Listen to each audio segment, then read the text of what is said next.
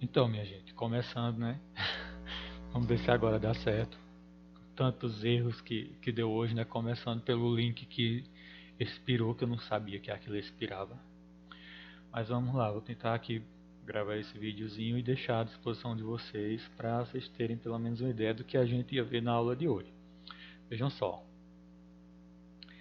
Começando aqui, fases pré-embrionárias. Lembrando que essas fases pré-embrionárias, elas são ocorrentes em todos os animais. Quando a gente falar aqui de fases pré-embrionárias, fecundação, cariogamia, zigoto, além das próximas que vão vir, todos os animais passam por essas fases embrionárias. Aqui e acolá eu vou dar mais exemplos sobre nós seres humanos, né? Exemplificando até pela quantidade de cromossomos, etc. Mas lembrando que essas fases pré-embrionárias são referentes a todos os animais. Começando aqui sobre fecundação. O que é fecundação? Fecundação é o encontro e fusão entre os gametas. A gente viu que gametas são óvulo ou ovócito 2 e espermatozoide. Óvulo ou ovócito 2, gameta feminino, espermatozoide, gameta masculino. Essas gametas são chamadas também de células N ou células haploides, porque contém em seu núcleo apenas metade dos cromossomos de uma célula completa, como vocês já estão carecas de saber. Já olhando aqui para esse desenho, que vocês não conseguiam ver eu fazendo isso aqui, esses desenhos. Olhando aí para esses desenhos, a gente tem um exemplo aí do que acontece com a fecundação. Representando aqui a fecundação, a gente tem essa primeira imagem. Um óvulo, aqui no centro, rodeado aqui por espermatozoides, certo? Tentando aí fecundar esse óvulo. Então a gente tem nesse óvulo a corona radiada, que é essa primeira camada aqui, e dentro do óvulo, abaixo da corona radiada, a gente tem essa outra membrana chamada de zona pelúcida. E a fecundação vai consistir em um espermatozoide, esse bichinho aqui, romper essas duas camadas de membrana, né, a corona radiada e a zona pelúcida, e conseguir entregar dentro do óvulo o material genético que o espermatozoide traz. Isso é fecundação. Lembrando que fecundação é um fenômeno que vai ocorrer nas tubas uterinas e não no útero, né? O bebê se gera no útero, mas a fecundação ocorre nas tubas uterinas ou trompas. Após a fecundação vai ocorrer o que chamamos de cariogamia. O que seria essa cariogamia? Cariogamia é a fusão dos núcleos e também ocorre o emparelhamento dos cromossomos homólogos e sexuais. Quando a gente fala em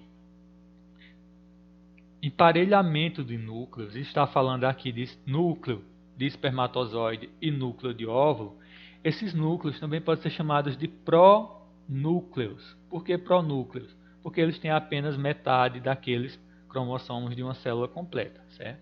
Então, o espermatozoide durante a fecundação conseguiu romper as duas membranas. Então ele conseguiu entregar aqui no segundo desenho o material genético que ele trazia aqui, pronúcleo masculino.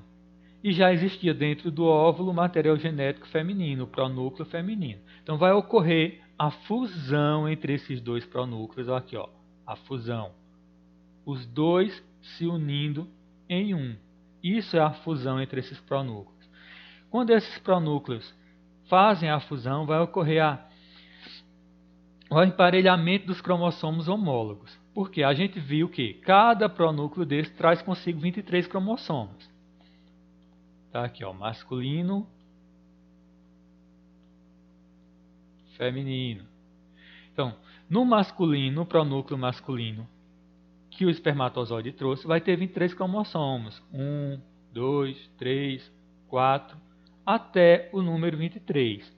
No feminino, a mesma coisa, 23 cromossomos. Desses 23 cromossomos que o espermatozoide e o óvulo contêm, 22 serão chamados de cromossomos homólogos. Que 2 bonito. 22 serão cromossomos homólogos e um sexual, se tratando de óvulo e espermatozoide. Então, quando a gente fala que vai ocorrer o emparelhamento dos cromossomos homólogos e sexuais, o que é que vai ocorrer?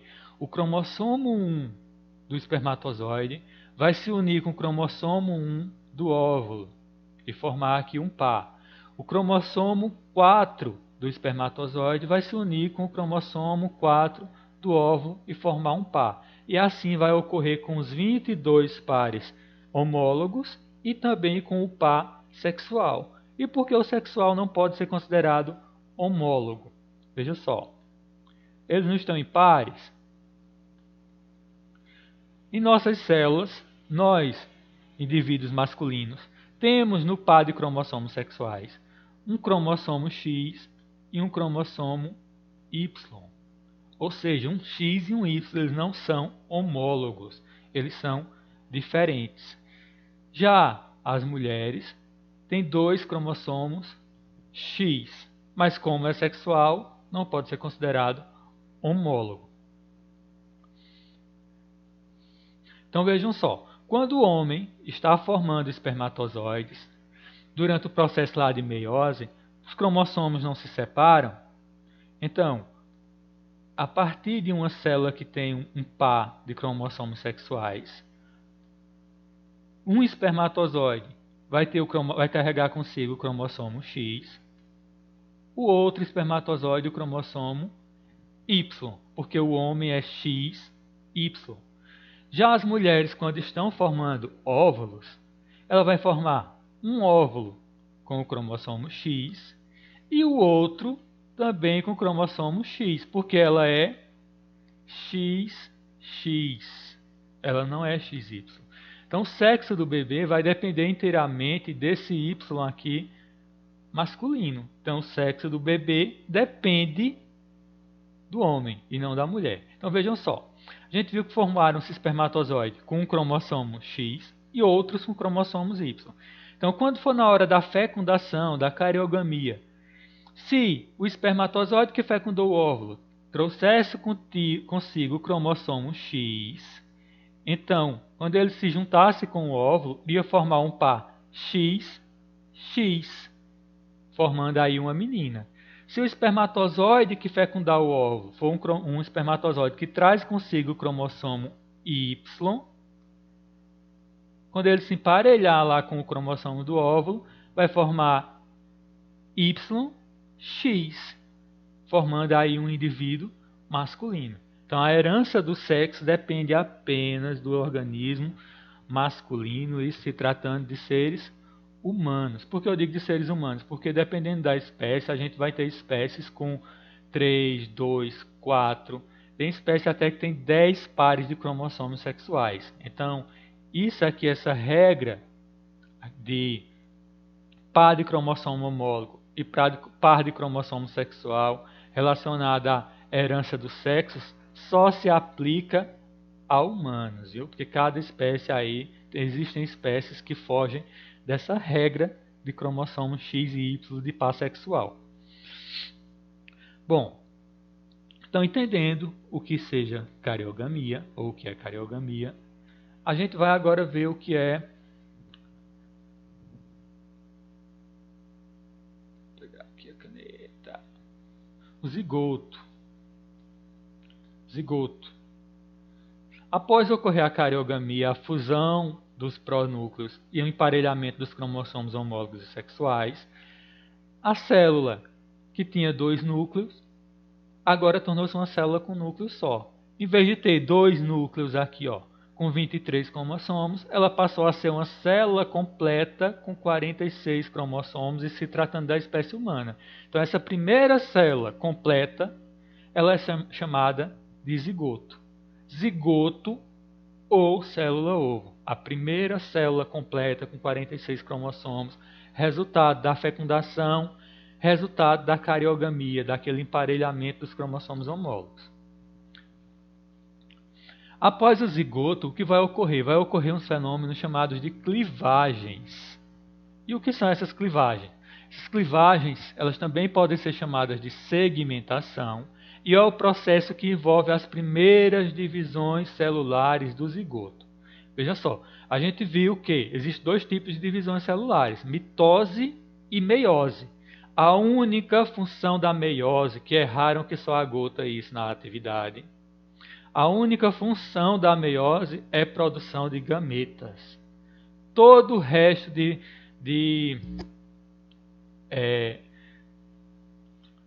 divisão celular, se tratando de seres pluricelulares, é mitose. Então, a partir da formação do zigoto, quando eu digo que vai ocorrer clivagens, que são as primeiras divisões celulares do zigoto, essas divisões serão através de mitose, porque meiose só é para formar espermatozoide e óvulo. Então, o que são essas segmentações ou clivagens? Então, a gente tem aqui, ó, primeira imagem, o zigoto, né, que foi formado, zigoto ou célula-ovo, com um núcleozinho aqui de 46 cromossomos completo. Então, ela vai passar aqui pela primeira clivagem, ó, primeira clivagem, onde o zigoto vai se dividir em duas células através de mitose. Ele era uma célula que se formou em duas.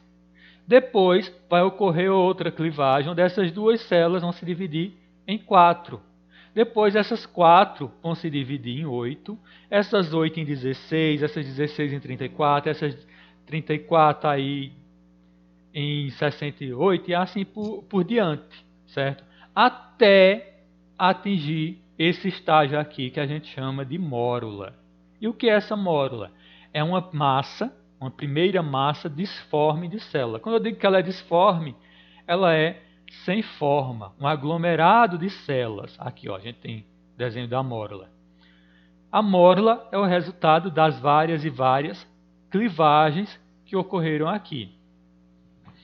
Após a formação dessa mórula, vem a formação da próxima etapa embrionária, que é a formação de uma coisinha chamada de blástula. A mórula agora vai formar a blástula. E o que é essa blástula? Uma esfera de células com a cavidade oca preenchida por um líquido chamado de líquido embrionário. Aqui, ó, uma esfera de célula, uma bolinha de células, que se olharmos por dentro, ela vai ser oca, como se fosse uma bola de futebol, porém não é vazia, porque esse espaço aqui dentro vai estar completo de um líquido chamado de líquido embrionário, certo? Então vamos lá. Ocorreu a clivagem, várias clivagens levaram ao estágio de mórula, e depois essa mórula passa por uma transformação em blástula, que aí as células se reorganizam e formam uma esfera oca, com uma cavidade vazia, não, preenchida por um líquido. Após essa formação da blástula, vai ocorrer um processo chamado de gastrulação. Ó, isso aqui, gastrulação. O que é gastrulação? Nada mais é do que o processo de transformação daquela blástula que a gente viu anteriormente em gástrula. Blástula vai se transformar agora em gástrula. De que forma? Vejam só aqui no desenho, gastrulação aqui embaixo. Era a blástula, aqui está com todas as partes dela divididas, que não vem muito ao caso aqui para a gente. E ela vai passar por um processo de gastrulação, ou seja, essa parte aqui de baixo dela, chamada de polo vegetativo, ela vai sofrer uma invaginação. Ó, invaginação quer dizer uma migração para dentro. Esse conjunto de células que forma esse polo vegetativo vai migrar para o centro dessa blástula, né, formando aí como se fosse um arco, certo? Ele vai, migra até chegar aqui, ó, nesse ponto, esse arco aqui, com toda essa partezinha aqui dentro, vamos dizer assim, oca, onde estava o líquido embrionário, certo? Uma coisa interessante é, quando há a formação dessa gástrula, os organismos eles passam a ter uma divisão taxonômica. Isso a gente vai ver no segundo a gente for estudar assunto do segundo ano. Então é interessante que vocês fixem isso na cabeça de vocês. Quando a blástula se transformou em gástrula, foi formada aqui uma abertura chamada blastóporo. Tá vendo? Essa abertura chamada blastóporo vai dividir os organismos em dois grupos, protostômios e deuterostômios. Os organismos protostômios, isso aqui, essa entrada, essa abertura, vai originar o ânus. E os deuterostômios, essa abertura vai originar a boca, certo? E essa cavidade aqui vai ser onde vai ser formado os órgãos do indivíduo. Então, a partir da transformação de blástula em gástrula, essa gástrula aqui vai ter divisões quanto ao grupo de indivíduos que ela vai pertencer, né? Vão ser protostômios ou deuterostômios. Também vão sofrer outra divisão quanto à quantidade de folhetos embrionários que essa gástrula vai ter. Mas isso aí é assunto para quando a gente for ver o segundo ano. Então o que eu quero que vocês fiquem na mente é isso. Transformação da blástula em gástrula, através da invaginação desse grupo de células que formam o polo vegetativo, formando aqui uma entrada chamada blastóporo. Então, quando eu digo aqui a vocês que essas fases embrionárias que a gente viu agora é comum a todos os grupos animais, todos os grupos animais que se reproduzem a partir de gametas. A gente tem aqui um desenho representando essas fases que a gente viu até agora, né? O zigoto, né, formação da primeira célula, acontece aqui, primeira clivagem, segunda clivagem, terceira clivagem, várias clivagens. Essas clivagens levam a primeira massa de célula, chamada de mórula. Essa mórula se transforma em uma esfera de células com a cavidade oca preenchida por um líquido, chamada de blástula. Depois, essa blástula passa por uma transformação, né, onde o polo vegetativo aqui, migra para a parte de dentro, formando aqui uma entrada chamada de blastóporo, e o resultado dessa migração vai ser o que chamamos de gástrula. Então, isso aqui é referente a todos os animais. A partir da formação dessa gástrula, com essa entrada aqui chamada de blastóporo, aí sim que eles serão divididos em protostômios e deuterostômios.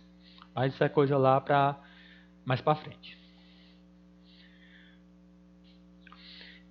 Indo agora entender um pouquinho do que acontece com o desenvolvimento embrionário humano. Lembrando que tudo aquilo que a gente viu é representando todos os animais que se reproduzem através de reprodução sexuada com gametas, óvulo e espermatozoide. Todos eles vão passar por aquelas fases. Vamos entender agora o que acontece com nós humanos em cada uma daquelas fases. Isso aqui é apenas humano. Vejam só, as clivagens se iniciam cerca de 30 horas após a fecundação. Então, após a fecundação, a penetração do espermatozoide no óvulo, a entrega do pronúcleo do espermatozoide dentro do óvulo, 30 horas após isso, começam as primeiras clivagens, que são as primeiras divisões celulares do zigoto. 72 horas depois de formado o zigoto atinge o estágio de mórula. Então, 72 horas após ocorrer aquela cariogamia onde o zigoto foi formado, que houve um emparelhamento dos cromossomos homólogos e sexuais, 72 horas após isso, já ocorreu todas as clivagens e esse zigoto agora é uma mórula, que é aquela primeira massa de células, né, sem forma ainda definida. Nessa terceira setinha, no estágio de mórula, o embrião já se encontra no útero. Ele desenvolve uma estrutura denominada de blastocito para se aderir ao endométrio. Então vejam só. No estágio de mórula, o embrião já chegou no útero, que a gente viu que a fecundação ocorre lá nas tubas uterinas e não no útero. Enquanto o embrião vai se deslocando da tuba uterina onde ocorreu a fecundação, ele vai sofrendo as várias clivagens, né? E quando ele chega ao útero, ele já está no estágio de mórula. Essa mórula vai desenvolver uma parte chamada de blastocito, que é através dela que o embrião vai se colar no útero, no endométrio. Quando a gente fala de endométrio, é a parte interna, né, a camada de tecido interna do útero, que recobre o útero. Então o blastocito vai funcionar ali como uma superbone, onde o embrião vai se colar no útero, no tecido chamado de endométrio. Aí aqui a gente tem aqui destacado essa nidação. O que danado é nidação? É o processo de implantação do embrião no endométrio. Então isso que eu falei anteriormente, né? Essa colagem que o embrião ainda em estágio de mórula vai fazer no útero é chamada de nidação. Olhando aqui para esse desenho, a gente tem, imagine que essa parte aqui todinha em rosa seja o endométrio, né? A camada de tecido que cobre todo o útero. E aqui chegou o embrião. Ele ainda em estágio de mórula, né? Formou uma parte chamada de blastocito aqui na parte de baixo, onde esse blastocito vai se colar na parede uterina da mãe, no endométrio aqui. Quando ocorre essa colagem, vamos dizer assim, essa implantação, que é chamada de nidição, pode ocorrer sangramento. A mulher pode achar que ela está menstruando, ser uma falsa menstruação, mas na verdade não é uma menstruação, é a implantação do embrião no endométrio. Após essa implantação, né, que a gente chama de nidição, deixa eu apagar aqui essa bagaceira que eu fiz. Após essa implantação, calma aí. Após essa implantação, a parte do blastocito, que foi quem colou-se, quem aderiu-se ao endométrio, né, a parede do útero, ela vai formar uma estrutura chamada de placenta, um órgão que vai ligar o embrião à mãe. Essa placenta, ela vai formar uma segunda estrutura chamada de cordão umbilical, ligando a placenta, né, ao embrião. O cordão umbilical fica ligando a placenta ao embrião e a placenta ligando esse acesso do cordão umbilical com a parede uterina. E através dessa placenta, através da corrente sanguínea aqui do endométrio, o endométrio vai levar para essa placenta nutrientes e oxigênio. Através da placenta, por meio do cordão umbilical, esses nutrientes e oxigênio vai para o embrião. E assim esse embrião consegue se desenvolver. Agora o que eu quero de vocês, vejam só. Quando essa placenta é formada, ela começa a produzir um hormônio chamado de hormônio coriônico gonadotrófico ou gonadatrofina coriônica humana, ou simplesmente chamado de HCG. Esse hormônio que vai ser produzido pela placenta a partir da implantação vai ter algumas funções, porque vejam só, quando o embrião ele se implanta no útero materno, para o organismo materno, é como se esse embrião fosse um corpo estranho, um parasita que se implantou ali.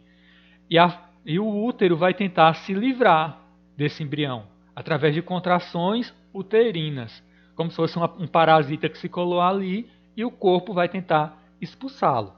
Porém, quando acontece essa implantação, a placenta ela começa a produzir esse hormônio coriônico gonadotrófico, que estimula a produção de outros dois hormônios, chamados de progesterona e estrogênio.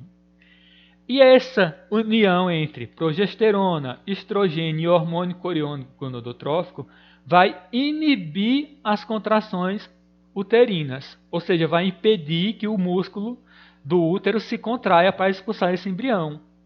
E aí a gravidez vai prosseguir. Acontece às vezes de a mulher engravidar uma vez, duas, três, quatro e perder. Pode estar ligado a esses abortos, pode estar ligado a uma deficiência na produção desses hormônios.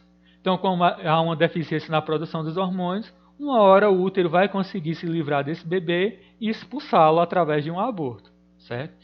Então, a primeira função aqui, do hormônio coriônico gonadotrófico, ele vai estimular a produção desses outros dois hormônios, né? Estrógeno e progesterona. A segunda vai inibir as contrações uterinas.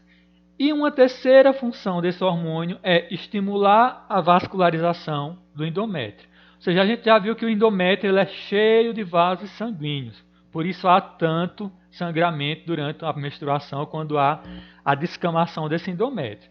Mas a partir da implantação do embrião, com a produção desse hormônio através da placenta, os vasos sanguíneos que já eram muito nesse endométrio vão aumentar ainda mais. Imagina que eu estou fazendo aqui, novos vasos sanguíneos. Por que vão aumentar ainda mais? Para levar mais oxigênio e nutrientes a essa placenta para que passe a ser recebido pelo embrião. E aí esse embrião possa se desenvolver.